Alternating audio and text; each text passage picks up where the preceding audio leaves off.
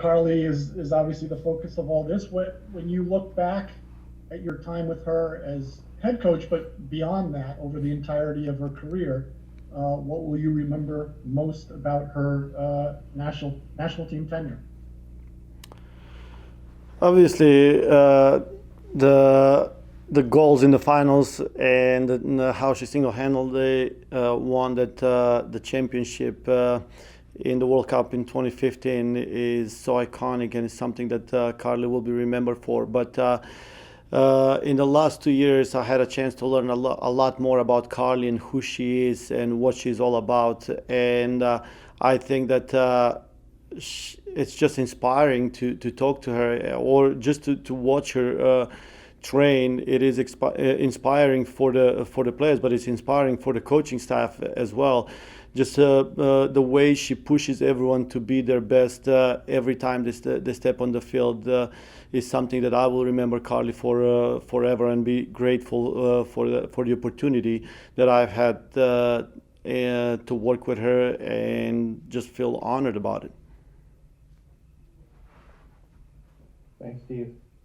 Let's go to Jonathan Tannenwald, who will have a little bit less to write about. Well, I hope not. Yeah. But hi, Vlatko. Thanks Hey. as always for the time. First of all, did you go to the concert last night? No, I did not go to the concert. I actually gave my ticket to a staff member. Uh, one of the many, the big numbers, the career records that Carly Lloyd holds with this program is that she's played in the most games in major tournaments of any player in U.S. history, and obviously she's got the second most caps of international history. And I wonder, given the evolution of women's soccer, do you think we're ever going to see a career quite like this again? I mean, first, her career is remarkable. I don't know if that will ever will be matched. I wish it is. I mean, we want to see Soph Smith or Mallory Pugh or Kat McCarry or anyone to reach that. But the fact that Carly did it, it's a good benchmark or good standard for young players or younger players to strive towards to.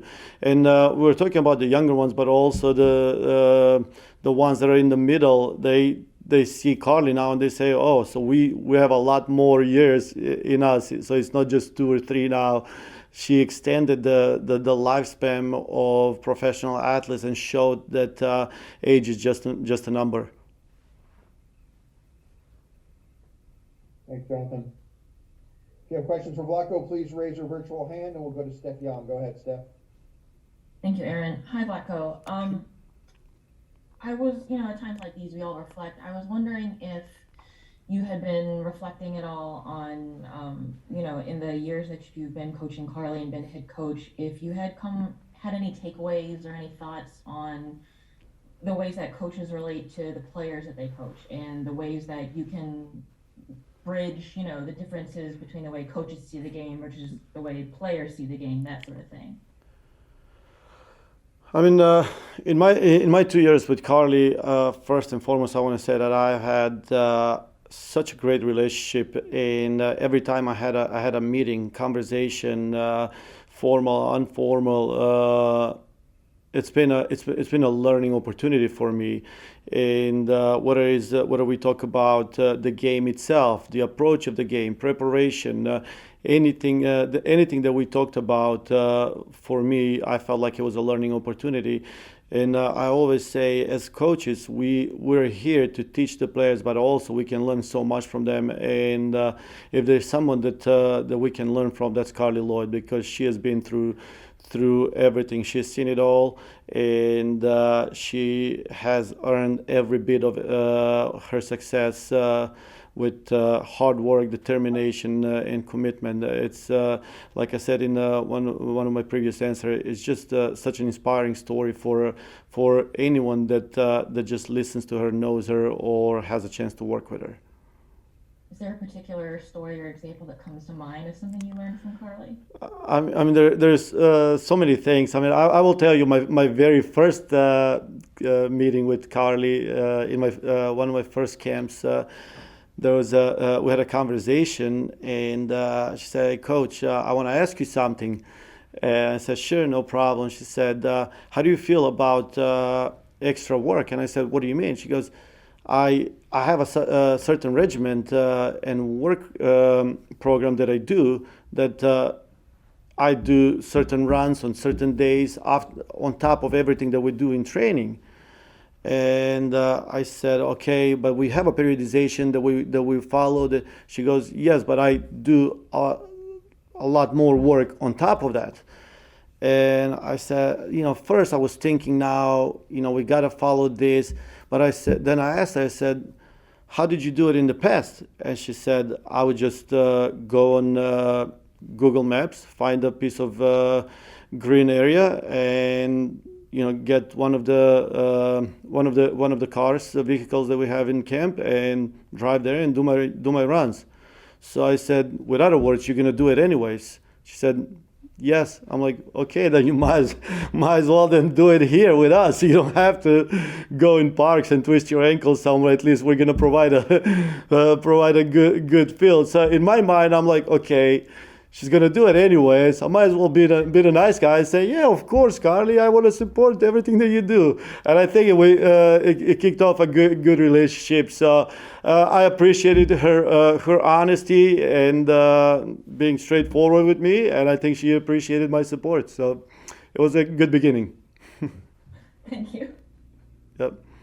All right, let's go to Andy Grader from Pioneer Press. Go ahead, Andy. Yeah, there's a red button down in the corner that you can click. It helps. Wait, hold on. Oh, sorry, Andy. So it was high face. Yeah, I was hitting the unmute. Thanks for the time. This question is not about Carly Lloyd. Minnesota was kind of the first place that the U.S. national team played international games 35 years ago. What do you know about that history and that opportunity that this state gave the women's game?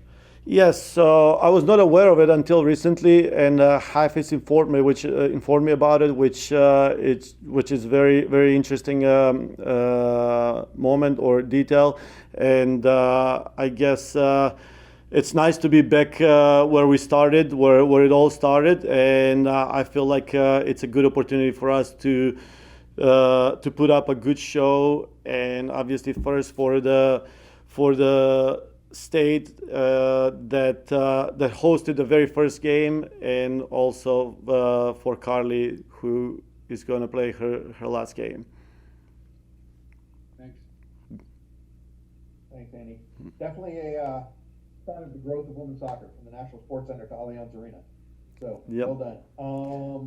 Let's see here, Bruce Beck. Go ahead, Bruce. Thank you. Vlatko, what has Carly meant to the women's game, both nationally and globally, in your mind? I mean, she's a soccer icon everywhere, anywhere in the world. And I've said this before. If she was a male soccer player in Europe, we would have statues of Carly Lloyd all over the country, Europe. I mean, streets would be named after her, complexes, stadiums, everything. That's how big she is, and I think that she has represented this game, has helped grow this game in this country, outside of this, and it's what a great person to do that, and what a great person to follow.